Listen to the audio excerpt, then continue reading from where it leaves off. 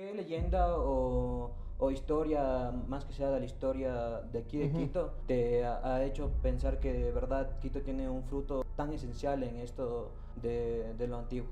Las leyendas son cosas que creamos los seres humanos para hablar de lo que no se puede hablar. Si te quedas con una leyenda como cualquiera, como Cantuña, y solo te quedas en la leyenda, es una leyenda racista. Se ve en las representaciones Claro. de los colegios. El indígena es sucio, medio tonto, o medio vivo, medio borracho, pero esa no es la historia real. Los mitos son otra cosa. Los mitos, de Campbell, son las narraciones de la humanidad, donde está encerrada toda la sabiduría de la humanidad en historias potentes. Porque lo que nos llega a nosotros, Disney ya es una pendejada. Claro. Los hermanos Grimm es censuradito. Esas mismas historias medievales son brutales. Yo a la gente le pregunto, ¿y ustedes qué creen? ¿El mundo antiguo habita en nosotros?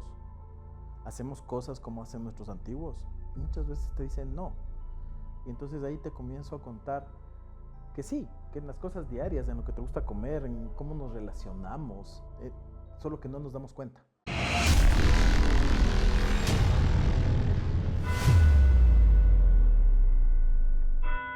Quito no es una ciudad que se observa, sino que se escucha y se recuerda, en sus calles, plazas e iglesias. El día de hoy mantendremos esas vivencias en este capítulo. Junto a nosotros tenemos al invitado que nos hablará sobre estas experiencias y sobre todo las vivencias que no solo se mantienen en libros, sino en la experiencia colectiva. ¿Qué tal? Hoy, gracias por invitarme. Siempre es un gusto conversar, además, con gente más joven sobre la ciudad. Yo soy Javier Ceballos Perugache, como esta ciudad, como este país, medio en español y medio en quichua. Ah, Tengo 30 años, 31 años de hacer teatro, es mi profesión, soy actor de teatro. También tengo una pasión grande por la literatura y desde los 18 años por la ciudad. Yo estudié aquí cerca, en el San Gabriel. Antes solo iba del San Gabriel a mi casa, de mi casa al colegio, pero luego a los 18 comencé a caminar por Quito y me enamoré perdidamente de esta ciudad. Y desde hace unos 23 años ya trabajo en la Fundación Quito Eterno, que es donde hago principalmente todo lo que me gusta hacer. Creo que soy privilegiado en eso porque vivo de lo que en verdad amo hacer. Claro, claro. ¿Nos puedes contar un poco más sobre Quito Eterno? ¿De qué se trata? ¿Cómo comenzó? Empezó como un proyecto ciudadano. En el 2002, estamos hablando de cuando el centro histórico no era para nada parecido a lo que es ahora. De hecho, fue antes cuando el centro histórico aún estaba lleno, todas las calles con tenderetes, había mucha venta informal, había algunas cosas, cambió radicalmente justo en el 2002. Nosotros empezamos un grupo de ciudadanos que eran básicamente gente del Teatro Bolívar o sacerdotes religiosos de los conventos del centro, vecinos del centro, querían hacer un proyecto y un diagnóstico que tuvieron muy interesante era que los jóvenes no iban al centro.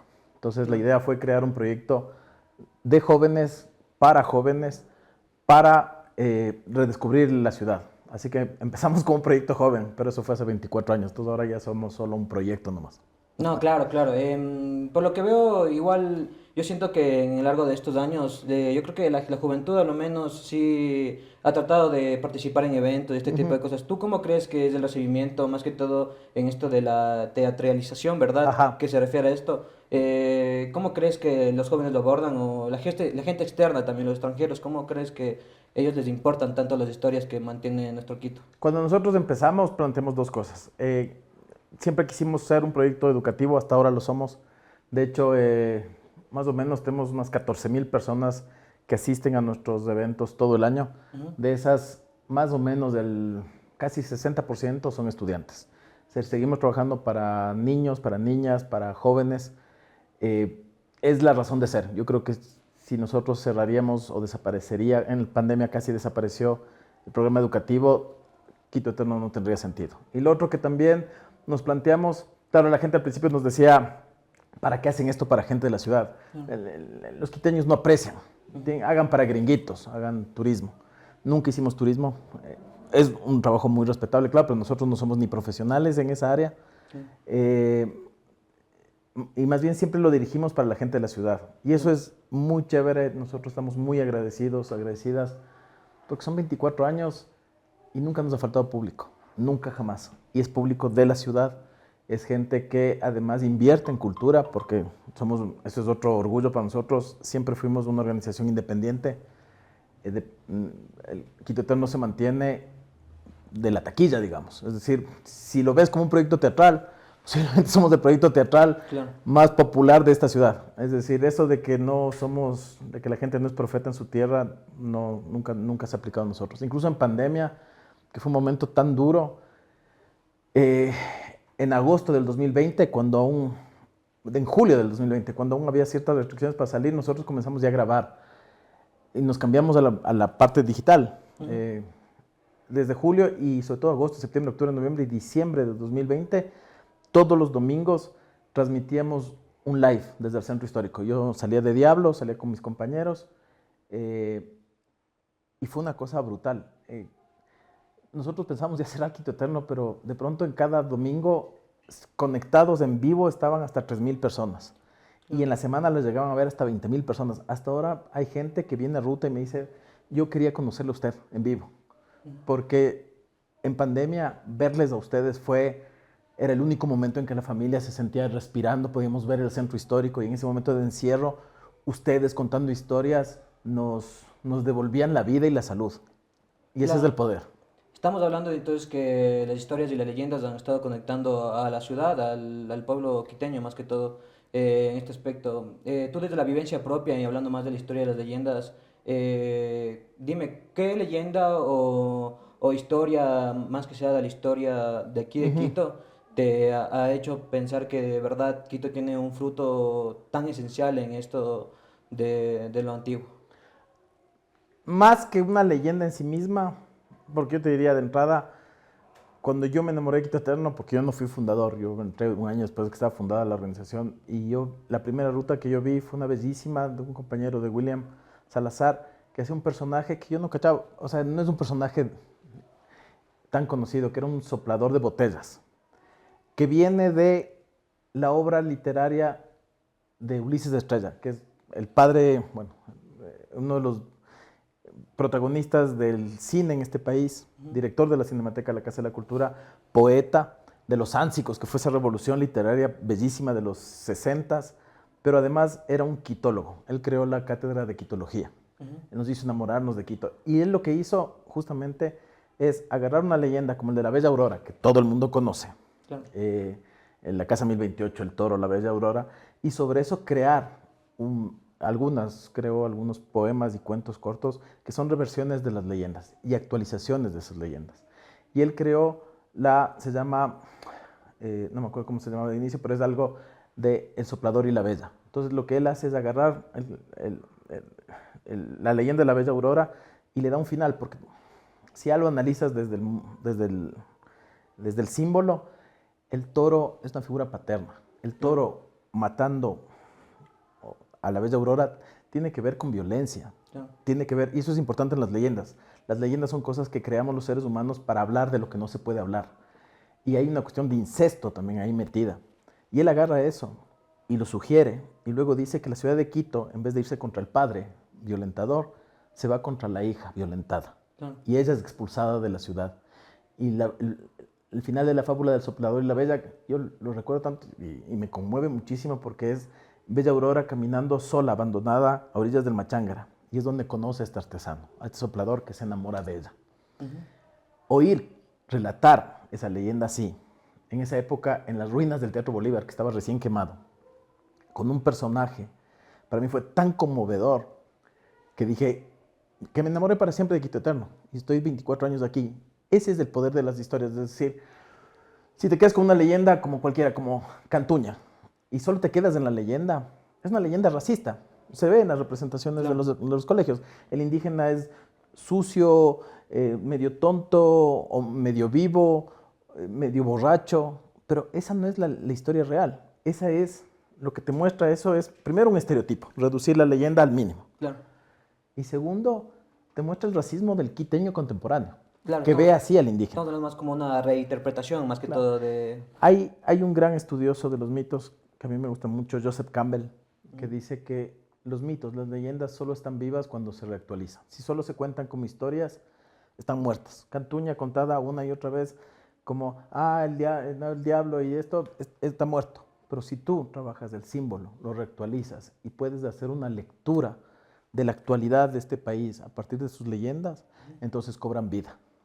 Y eso es muy importante porque, por ejemplo, cuando hablemos de Cantuña podemos hablar un poco sobre y ese es el trabajo más importante para nosotros. No contamos solamente leyendas. Claro. Hacemos que las leyendas o lo que contamos también... Después de pandemia creamos un concepto bien bonito que se llama las historias que curan. Las historias de toda la vida curan, ayudan, ayudan a decir cosas, tienen símbolos muy poderosos. Entonces, los primeros curados fuimos nosotros. Cuando un rato llegó un momento en que todos los quitoeternos nos dimos cuenta que todos, igual que yo, teníamos un segundo apellido quichua. Claro. Coyahuaso, Pillajo, Cajas, Perugachi, la mayor parte de nosotros. Y que por tanto tenemos una historia indígena, de la que nos avergonzábamos, como todo ecuatoriano, que fue criado en un mundo mestizo y en las ciudades. Porque al final es tan brutal el racismo que empieza por tu propia casa y te lo enseñan con amor, que llega un rato en que sientes vergüenza de ti mismo. Quito Eterno nos ayudó a descubrir la belleza de ser gente de los Andes, a crear personajes que nos ayudaron no solo a aceptar, sino a disfrutar de nuestras características andinas. Y todo el mundo cambió muchísimo. Un compañero, por ejemplo, Puyupaxi es su segundo apellido. Descubrir que todos los apellidos que terminan así, Puyupaxi, Pilataxi, Suntaxi y Anchapaxi, son familias antiquísimas que están relacionadas con Cotopaxi. Son los hijos del volcán y por eso suenan igual que el volcán. Claro. Redescubrir tu propia historia así hace que, por ejemplo, ahora el Adrián, que es el compañero del que está hablando, ahora es un fotógrafo que vive obsesionado con la fiesta popular. Se viaja a todo el país tomando fotografías de la fiesta popular, que es andina y es indígena, creando y desarrolló su personaje que es el Capariche. Y es una cosa bien chévere porque de alguna manera te estás curando a ti mismo también. Claro, me parece súper interesante, más que todo esto que me hablas tú de las reinterpretaciones, lo de Nueva Aurora y todos estos temas que curan las leyendas. Ya vemos que hay incesto, temas que son un poco más controversiales en cualquier leyenda, creo yo. También tenemos como que lo del duende, la vía tapada. ¿Tú crees que estas historias fueron creadas más para el hecho de atemorizar a la gente, al Quito antiguo, en las noches? Porque, Claro. bueno, creo, no sé si te ha pasado, a mi caso también, hay esa típica historia de que el abuelito se pegó con el diablo en el cerro, o, bueno, en mi caso, mi papá alguna vez tomó con el duende, entonces son estas cosas que también creo que viven en...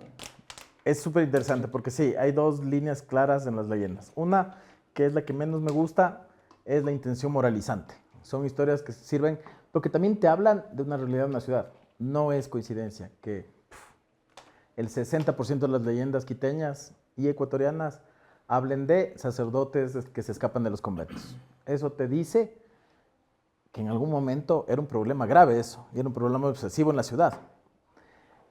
Es como los cuentos de hadas europeos. Claro. ¿Cuál es la obsesión del cuento de hadas? Perderse en el bosque.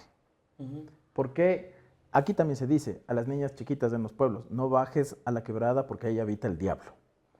Cuando en un cuento estás diciendo, no te metas al bosque sola, porque sale el lobo. Si estás diciendo, no bajes a la quebrada sola, porque aparece el diablo, ¿qué estás diciendo? Eso es importante. Y sobre todo, ¿qué no estás diciendo? Pero claro, luego se reduce a una cuestión muy moral de no te escapes del convento, o si eres borrachito, vas a... Por eso, esas son las leyendas que para mí son... No tomes en la noche. No tomes en la noche. Esas son las leyendas más chatas. Son las leyendas, sí, son chéveres, las puedes contar, pero no te hablan mucho. Pero si profundizas, es interesante, porque el duende, que empieza como esto, como el que te persigue, con el que te peleas cuando estás borrachito, en los Andes se conecta con dos seres que son míticos. Los mitos son otra cosa. Los mitos, dice Campbell, son las narraciones de la humanidad, donde está encerrada toda la sabiduría de la humanidad en historias potentes. Se une con el Uñahuilli, que es un mito y un personaje mitológico que atraviesa toda la sierra, y que aquí también hay una leyenda bonita en San Francisco sobre el Uñahuilli. Es Normalmente el encuentro con un ñahuilli es que tú te encuentras con una niña solita, abandonada, llorando, te compadeces, le cargas, le llevas y comienza a pesar. A veces te rasguña, comienza a oler a azufre. Y cuando le destapas, está convertido en un demonio, en un ser monstruoso. Entonces te asustas y lo botas. Y también está relacionada con el chusalongo, que chusalongo es... eso me gusta también. Mm, Hablamos quichua sin saber que hablamos quichua. Claro, claro. Chuzo es chuzo, pues decimos vos eres chusito, chusita, es chiquito. Chusalongo es longo chiquito. Entonces, el chusalongo, claro, tiene una versión también muy chata y muy censurada, porque el chusalongo mítico original tiene un enorme, larguísimo, gigantesco, desproporcionado, envidiable pene. Entonces, que es un símbolo de fuerza masculina. Claro. Pero además los chusalongos son los espíritus de la montaña. En las narraciones míticas más antiguas, por ejemplo, cuando dos montañas pelean entre sí, no pelean, o sea, pelean, pero llaman a sus chusalongos para que peleen. Entonces, en la narración más antigua, que es igual que en Europa, las versiones más antiguas de los cuentos de hadas, porque lo que nos llega a nosotros, Disney ya es una pendejada. Claro. Los hermanos Grimm es censuradito. Esas mismas historias medievales son brutales. Si lo piensas, es la bruja que mete niños al horno para cocinarlos. Sí. Es Barba Azul matando a sus esposas y guardándoles en la bodega de la casa. La Caperucita Roja es una masacre de inicio a fin. Entonces, igual es acá. Hay una leyenda bien bonita que se cuenta mucho, los guías turísticos la cuentan bastante en Imbabura, el Imbabura que se enamora de la Cotacachi, pero la Cotacachi está enamorada del Cayambe, el Imbabura le reta duelo al Cayambe, al final gana el Cayambe porque es más joven, más guapo, se casan la Cotacachi y el Cayambe, el Imbabura llora, de sus lágrimas nace la laguna de Imbacocha, que ya no se llama Imbacocha, sino Laguna de San Pablo, pero en la versión más antigua, en el duelo pelean los chusalongos, y el chusalongo cuando pelea, saca su pene y lo usa como guaraca. Entonces agarra una piedra, la envuelve y la lanza, que simbólicamente son demostraciones de fuerza, de poder. Entonces, digamos, ahí es cuando en cambio las leyendas ya pasan al plano mitológico y en el mito se vuelven mágicas. Para mí las narraciones más chéveres son las mágicas. Contar aquí la fundación de Quito. Que primero no fue el 6 de diciembre, no fue Cervantes Benalcázar, el fundador fue Diego de Almagro y la fundación fue el 28 de agosto. Claro. Eso es histórico. Benalcázar solo ejecutó una fundación hecha ya. Pero claro, si te quedas solo con la historia y dices, claro, es que Quito tiene 500 años. Es una ciudad de 500 años nomás. Pero hay un mito más antiguo y más bello que es el de Quitumbe. Que dice que Quitumbe, antes de ser el terminal terrestre del sur de Quito, es nuestro padre fundador. Y Quitumbe mata a una serpiente mitológica que habita justo aquí abajo, de la UTE más abajito, en la laguna de lo que ahora es el Parque de la Carolina. Y que provocaba el miedo a la gente. Y por eso la gente no bajaba a la parte baja del valle, sino que se quedaba a media altura del Pichincha. Que es interesante porque la arqueología, mucho tiempo después del mito, descubrió que los asentamientos humanos más antiguos de lo que ahora llamamos Ciudad de Quito estaban justamente a la altura de lo que ahora es la Avenida Occidental. Pero eso el mito ya te lo contaba, claro, desde antes. Y decía que la gente se quedaba ahí arriba por miedo a la serpiente. Quitumbe mata a la serpiente y la serpiente en venganza vomita agua e inunda todo el valle de Quito. Y solo se salvan Quitumbe, su mujer Gira y su hijo Guayanay. Suben al Pichincha, que el Pichincha siempre va a ser el ser más antiguo, el más mágico, el padre de todo en Quito. Quito pueden caerse los edificios, el centro histórico, volver a ser la ciudad, deshabitarla, volver, que el Pichincha sigue ahí. Y el Pichincha es nuestra referencia más grande, geográfica, mitológica y demás. Quitumbe se salva en el Pichincha, envía a Guayanay para comprobar que las aguas hayan bajado y que todo esté seco. Guayanay se transforma en golondrina, vuela por todo. Y es lindo leer el mito en libros tan antiguos como la historia del Reino de Quito del padre Juan de Velasco, que es del siglo XVIII. Porque dice que Guayanay atraviesa territorios con nombres muy antiguos. Que tú dices, ¿qué nombres antiguos son esos? Cocotó, Zambisa, Nayón, Cachuquí, Yaruquí, Huangopolo, Sangolquí. Y luego bajan y fundan Quito. Y por eso esta es la tierra de los Quitos, de los hijos de Quitumbe. Obviamente es un mito, pero primero te dice que somos más viejos que 500 años, que somos un pueblo milenario, muy Claro. antiguo. Te habla de lagunas que ya desaparecieron, pero que están en el mito. Ujú. Te habla del Pichincha como relación, pero además todas las culturas tienen siempre un héroe civilizatorio, que normalmente hace eso, mata una serpiente o hace huir a las serpientes o mata un dragón. ¿Cuál es el símbolo de eso? Los que estudian mitos te dicen, el héroe civilizatorio te dice qué es lo que necesitamos los seres humanos para crear civilización. ¿Qué hay que hacer? Fuerza, liderazgo, todo ese tipo de cosas. Hay que tener fuerza, pero también qué significan esos animales monstruosos a los que tienes que matar. La naturaleza salvaje, que es tu miedo más grande. Si quieres crear civilización, tienes que tumbar bosques para hacer agricultura. Bueno, sí. Tienes que desecar pantanos para poder vivir ahí. Tienes que modificar la naturaleza para comenzar a ser humanidad. La enseñanza es brutal, pero es una enseñanza milenaria de la humanidad. Eso para mí es lo importante en rescatar esas historias. Claro. Porque además te enseña un poco de dónde somos, quiénes somos, de dónde venimos. Y sobre todo, yo cuando hago de diablo, no, tengo otro personaje, el danzante de Zambisa, que habla del mundo antiguo. Yo a la gente le pregunto, ¿y ustedes qué creen? ¿El mundo antiguo habita en nosotros? ¿Hacemos cosas como hacen nuestros antiguos? Y muchas veces te dicen no. Y entonces ahí te comienzo a contar que sí, que en las cosas diarias, en lo que te gusta comer, en cómo nos relacionamos, hasta en los villancicos está presente el mundo antiguo. Claro, Solo que no nos damos cuenta. claro, claro. Entonces, eso es importante. Yo creo que las historias te ayudan a darte cuenta que eres hijo o hija de tu historia, que además estás relacionado con este lugar de maneras que a veces no puedes entender y que muchas cosas que nos enseñan a odiarnos a nosotros mismos y eso no debería pasar. O sea,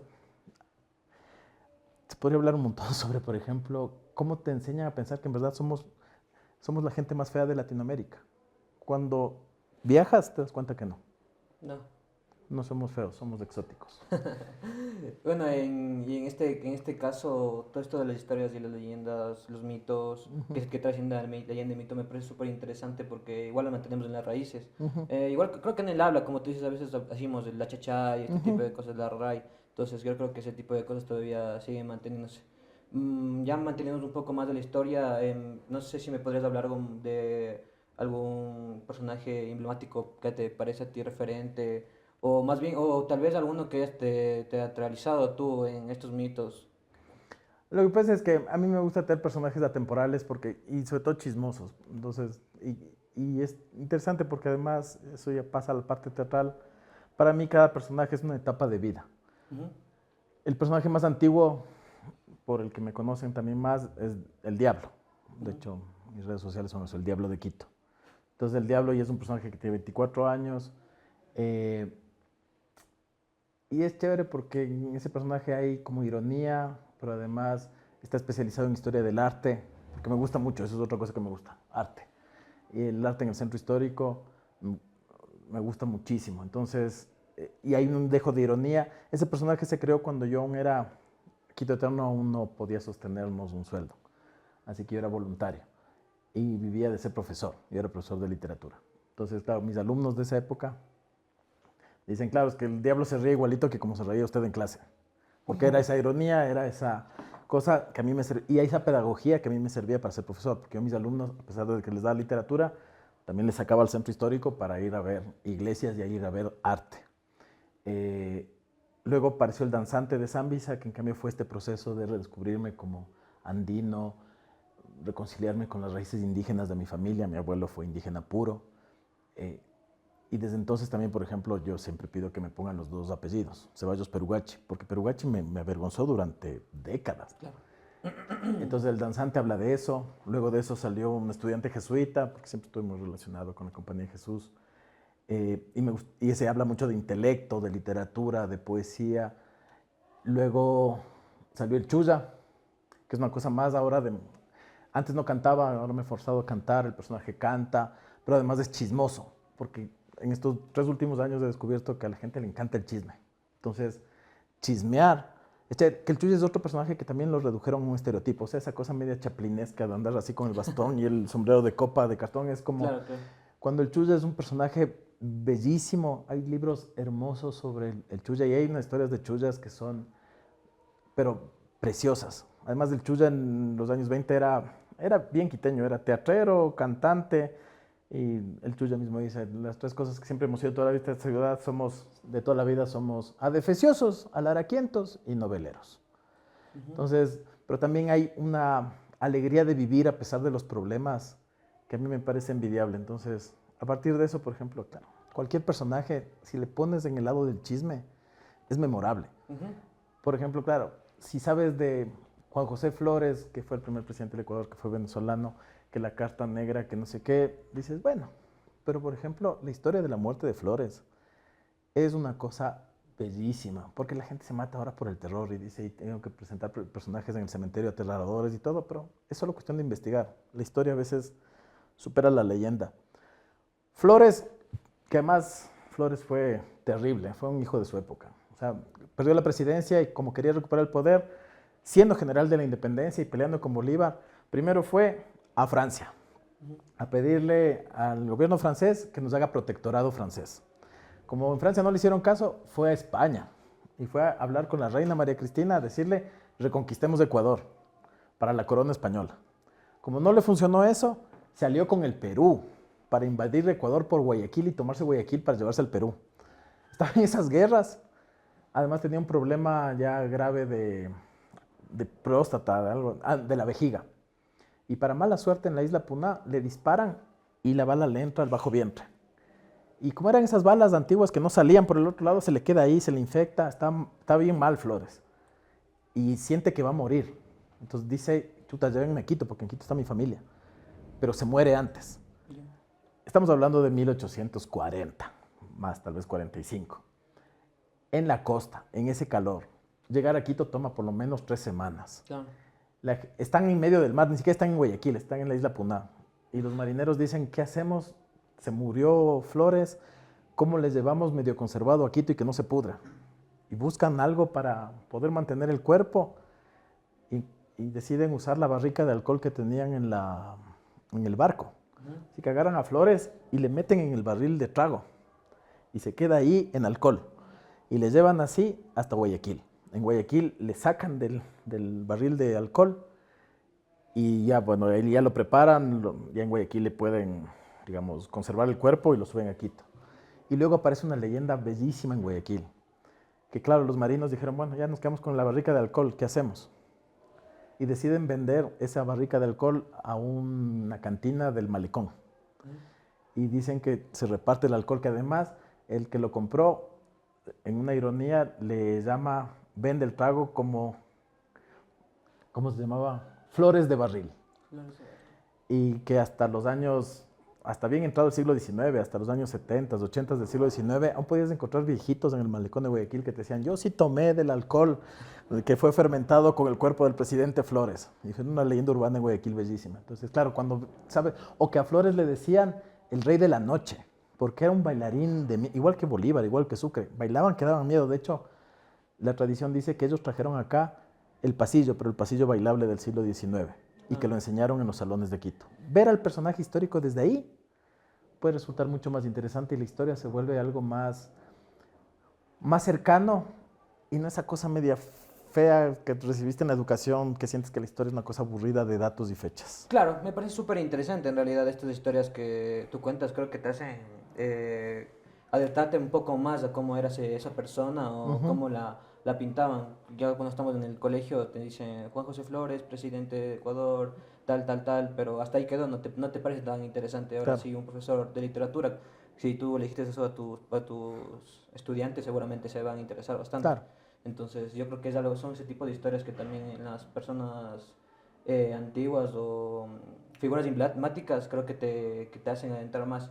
Como, bueno, en mi caso creo que me sabía contar, y yo estudiaba en el Hoyo del Faro, pero no en el militar, sino estudiaba en el que estamos bajo de Santiago de Guayaquil. Sí, cómo no. Ajá, entonces yo tenía un profesor de literatura, igual que era Sontaxi, era igual Sontaxi. Él igual nos sabía contar historias de Hoyo del Faro, que era nuestro fundador, pero nos contaba un montón de historias que te hacían adentrar en realidad bastante en cómo era el personaje, más que era un presidente, hizo esto, hizo aquello, sino saber un poco más sobre él. Claro, es que Ahí a veces ver la dimensión humana de la historia hace que los héroes no se vean tan lejanos, tan inalcanzables, sino que, y eso también te enseña en los estudios de la mitología, todos podemos ser héroes. O sea, eso es lo que te enseña una buena historia bien narrada. El héroe solo es una persona ordinaria que hace algo extraordinario. De hecho, casi todas las historias y los mitos que tienen que ver con héroes tienen un camino. El héroe tiene un camino que está definido en todos. Tienes una llamada, tú decides aceptar o no la llamada. ¿Quién te llama? Depende de cada historia. Si aceptas la llamada, empiezas una aventura. La aventura te obliga a enfrentar obstáculos. Vences los obstáculos. Siempre hay una figura femenina que te recibe en el momento que terminan los obstáculos, o masculina en el caso de que la heroína sea mujer. Y alcanzas un premio, que es la sabiduría, es la salvación, es algo así. Pero el héroe, la diferencia del héroe con otros, es que el héroe y la heroína agarra eso que encontró y lo devuelve a la gente. A eso responden hasta películas como La Guerra de las Galaxias, El Señor de los Anillos, cualquier cosa que se te ocurra, películas de superhéroes. Es decir, la historia sigue viva en nosotros, sigue siendo actual, solo que hay que actualizarla. O sea, si agarras... A mí me encanta, yo no tengo ningún problema así, a mí me encanta cine, me gusta mucho el cine y veo cine y grandes directores, pero también me encanta Los Vengadores. Porque además viendo esa película, yo veo todo el camino del héroe. Está otra vez, el mito del héroe una y otra vez nos llama, nos seduce, nos encanta. Las historias en ese sentido nunca envejecen. Claro, súper interesante. Igual como justo estaba hablando de eso de mujer y hombre, de este tipo de cosas, también tenemos que recordar que las mujeres también han tenido este tipo de importancia en la historia. Yo recuerdo que, bueno, yo soy aquí de Quito, entonces yo recuerdo haber viajado de Cuenca a Guayaquil. Me acuerdo que yo regresé otra vez regresé aquí a Quito cuando tenía, no sé, unos 12 años por ahí, del 2013 creo yo, 2014. Y recuerdo, siempre recordaré que yo llegué para bajar al Trébol y habían hecho este monumento que están las mujeres emblemáticas, Doler Cacuango y demás. Entonces, creo que eso también es súper influyente, o sea, que lo tengan también en vista porque a veces se habla solo de estas personas como Leo Faro, Juan José Flores, Libertadores más que todo, y a veces como que también dejan de lado un poco a las mujeres en este caso, pero también mantenerlas ahí en ese monumento, ese tipo de cosas me parece también súper interesante. Claro, porque hay una cuestión que se llama encarnar la historia. Aún hay figuras femeninas muy desconocidas. Marieta de Ventemilla, por ejemplo, hija de Ignacio, no, sobrina de Ignacio de Ventemilla. Mujer cultísima del siglo XIX, le interesaba la psicología, pero le acusaron de espiritista, aunque también hacía espiritismo. Amaba la ópera, el teatro clásico. Ella impulsó la construcción del Teatro Nacional Sucre. Le puso Sucre porque Sucre era su personaje favorito de la historia. Cuando Ignacio Ventemilla tuvo todo en contra, se levantó todo el país en contra de Ventemilla, rodearon Quito, Ventemilla huyó a Guayaquil. Marieta gobernó el país 6 meses, defendió Quito a cañonazo limpio, hasta que al final cayó, la deportaron a Lima. Luego escribió un tratado político, que es el primer tratado político escrito por una mujer en Latinoamérica.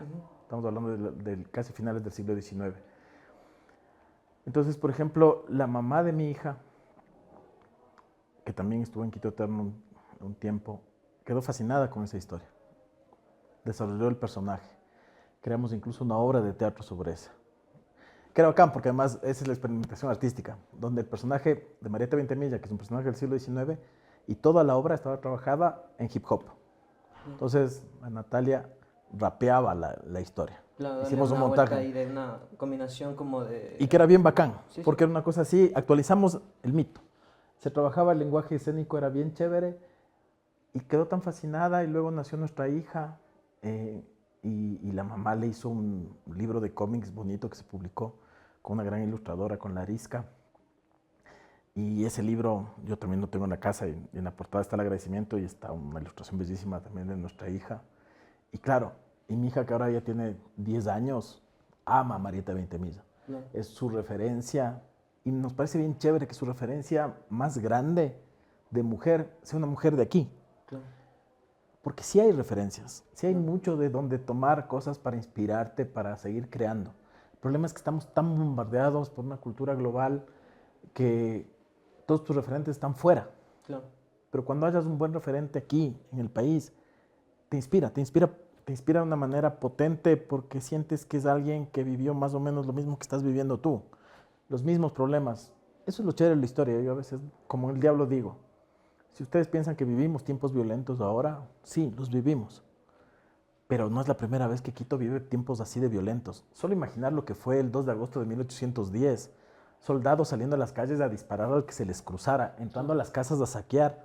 O sea, la violencia que vives ahora es brutal. Es poca para la que había antes. Pero, o sea, vivir en la ruralidad del Ecuador a finales del siglo XIX era terrible porque había una guerra civil cualquiera y el ejército de cualquier lado entraba a tu pueblo, saqueaba la comida y agarraba a los niños mayores de 8 años ya al ejército a matarse. Y a las niñas tenías que sacarles al monte y hacerles esconder donde se pudiera, porque si no pasaba el ejército y las violaba. Entonces, ¿cómo esa gente pudo seguir adelante? Eso es lo interesante. Es decir, cómo superar ciertas adversidades, eso es lo que te enseñan las historias bien contadas. Sí, bueno, pero por último, ya tocando este último tema que antes estábamos hablando, me pareció súper interesante que como estamos ahorita grabando esto aquí en la UTE, quisiera saber qué es esto que me dijiste del convento, cómo es esto en realidad, cómo surge esto. Que eso tiene que ver con otra cosa, la geografía. Algunos estudiosos les llaman eso, la geografía viva. A veces habitas un lugar, pero no sabes la densidad histórica del lugar, y cuando lo conoces es interesante.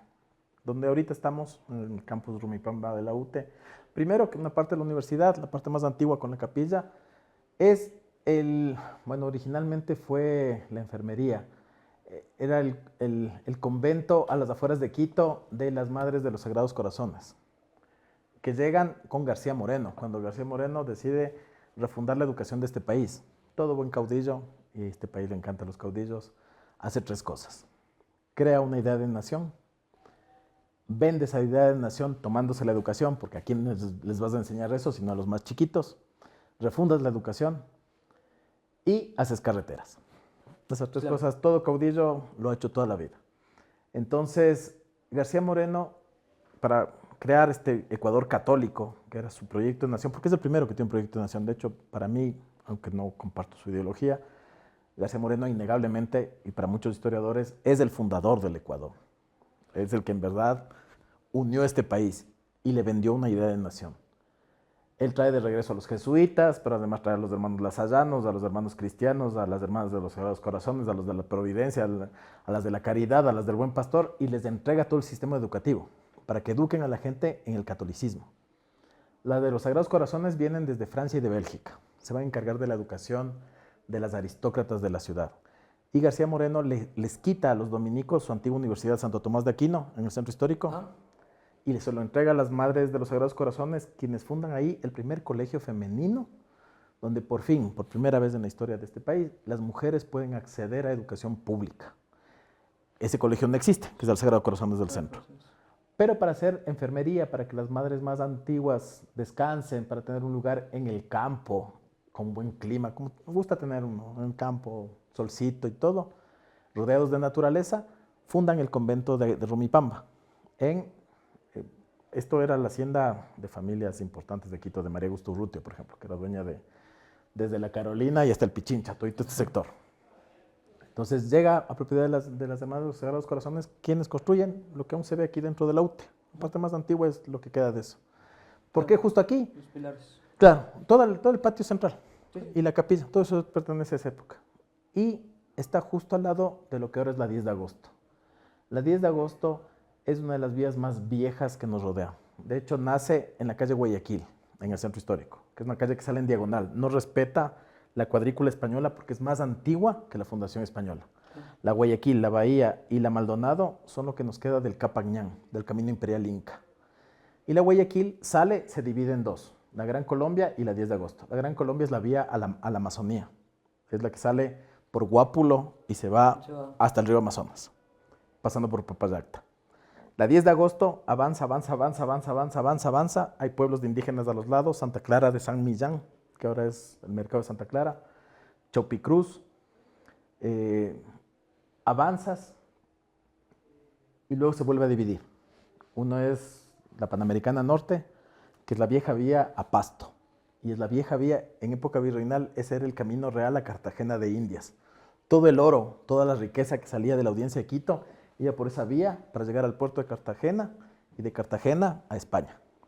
Y la otra vía, que es la prensa, por eso aún ves en la 10 de agosto en la prensa casitas viejas que quedan poquitas, porque eran vías antiguas. De Cotocollao, esa es la vía Esmeraldas, porque hasta ahora vas de Cotocollao a Nono, de Nono bajas a Mindo y de ahí te vas. Entonces, digamos, estás en un lugar muy antiguo, al lado de una vía muy antigua, que ahora es la avenida 10 de agosto, y ese es el lugar que habitas, y estás al lado de la laguna. Aún si llueve y vas por la Carolina huele a pantano. Sí. Me parece súper interesante este punto de vista que tienes y la historia más que todo de lo que nos has hablado. Fue un gusto tenerte aquí, de verdad. Nos has enseñado, creo que, bastantes puntos de vista diferentes, cómo vemos las historias más que todo, cómo las vemos, los podemos ver de diferente manera, las podemos reinterpretar de diferente manera. No sé si tú quieres dar algún mensaje a nuestro público, algo al respecto, por final. Solo que hay que ser muy curiosos sobre este país. Este país, esta ciudad, nos puede sorprender de maneras muy importantes. Y cuando uno descubre la ciudad, se descubre a sí mismo, a sí misma. Ok, igual sus redes estarán ahí para que te sigan. Ya. Esto es Anacrona Podcast, donde evocamos la ruptura del tiempo y la realidad.